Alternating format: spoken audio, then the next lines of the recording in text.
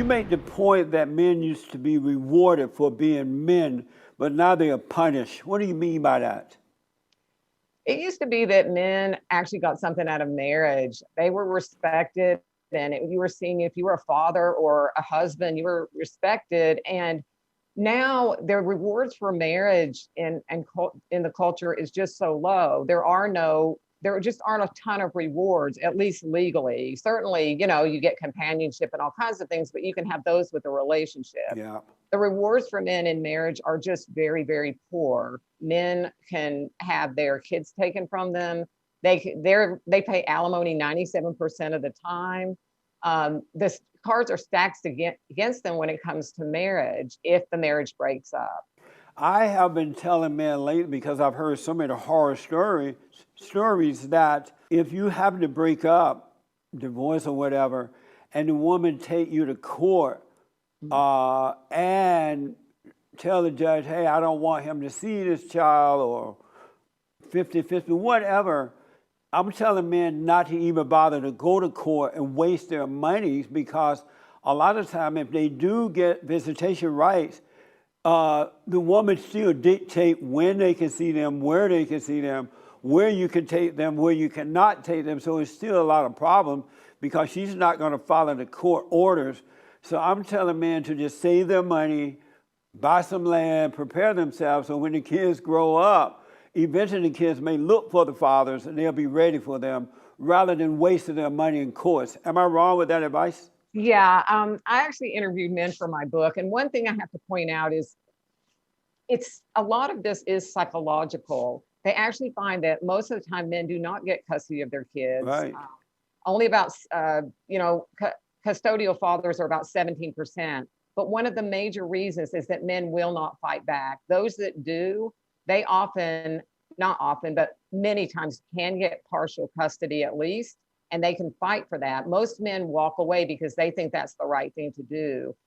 I get what you're saying. I think after a certain point, yes, you might want to pack it in. But I think my advice would be, rather than, men, it's hard to walk away from your children. It is. You have to get yourself a really good lawyer, and you have to fight. And I know people who do that and they actually win. So it is possible. But once they get the kids visitation rights, they still got to fight with the mother to see the child and what time and who you can be with or not be with. She still make it difficult for the fathers to see the children. She can make it difficult, but the man can also make it difficult. I've worked with men and I've met men who have made it difficult. I don't think anyone should make it difficult. These are your kids. That's it would be right. better if people could get along Yeah. and do the right thing. But I get what you're saying. When that doesn't happen, it's easy to just throw up your hands and go on strike and say, but you got to think about when kids are in the equation. I think fighting for your kids, and not, again, that psychological barrier against a fight. Get the best lawyer you can afford. If you have to go get a GoFundMe, do something to raise some money, get yourself a lawyer and fight.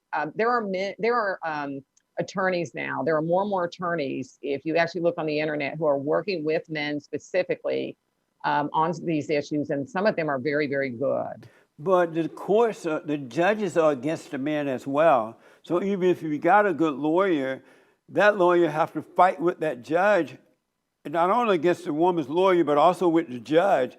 And a lot of times the judges are not for the men. A lot of times they're not, but believe it or not, sometimes there are actually female judges. You would think it would be the opposite, but sometimes they are more sympathetic to men. And I think that a little bit of that is changing, not very much, but I think it's still worth the fight. And if that judge isn't right or is going to, then maybe you can get an appeal or do something. But I know I've worked in juvenile court for many, many years. I did a long time ago. And I know that sometimes men definitely could get custody of the kids. So like I said, do fight. If it doesn't work out, then maybe that's time to resort to going to get in your land and just saying the heck with it. But Yeah. not until then. Men and women, when they fight, the fight is between the father and the mother. It has nothing to do with the child at all. Both parents love the child. Yes. What is it about the mother that won't want to take the child away from the father and turn the children against the fathers?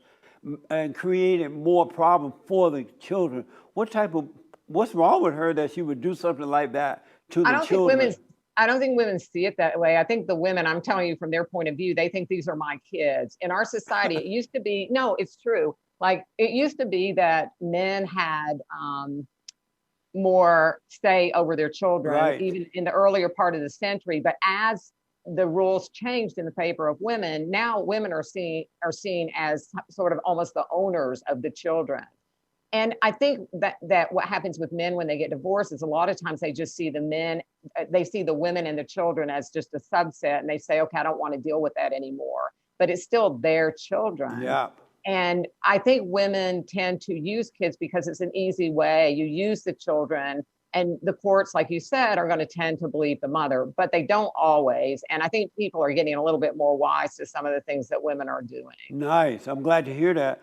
Yeah. Another thing I realize is that, and that might be changing too, is that people don't realize that when fathers lose their children, they hurt from that. It really just emotionally it destroys the father when they lose their children. You know, it really does. People don't understand how important children are. And I think that's one reason that men are afraid a little bit more of fatherhood, because they know that if something happens to their marriage, that those children that they love so much can be taken from them in a way that I think mothers feel a lot freer that, oh, I'm probably going to get my kids. Right. So I think that's one reason women tend to divorce. 70% of divorces are initiated by women. And I think it's because they feel like, well, you know what, I'm going to get my kids. And I think fathers are just more reluctant to break off because they want to be in their kids' lives. And it really affects boys and girls when they lose their fathers, because kids love both parents. So if they don't have their fathers in their lives, it affects them in so many different ways. Women look for love, men lose their way as to how to be a man, and so much happens when the fathers are taken away from the children. You're 100% right about that. People don't realize, they've done studies and they find how important fathers are. I worked in juvenile court, and I know a lot of the kids that had so many problems there were much, much more likely not to have a dad. Yeah. And I think that father hunger for children can definitely end up with them getting in trouble more in school. Girls can be more promiscuous. Boys get in much more trouble. Yeah. I think dads are a huge influence, and we underestimate them very much. For 30 years, I work with all men but around the world, but I've been saying to black men that racism is not your problem. It's not the problem. It has nothing to do with white people. It has everything to do with not having a father and a mother together, setting that good example for their sons and daughters to see how to earn their way in life, how to treat people. You treat others the way you would like to be treated. I grew up under the Jim Crow law in Alabama on a plantation, and we were taught to treat all people the same because we knew that it was a spiritual issue. It has nothing to do with the color. And we knew that not all white people agree with Jim Crow because we ran into them. We knew them. We would see them in town and around.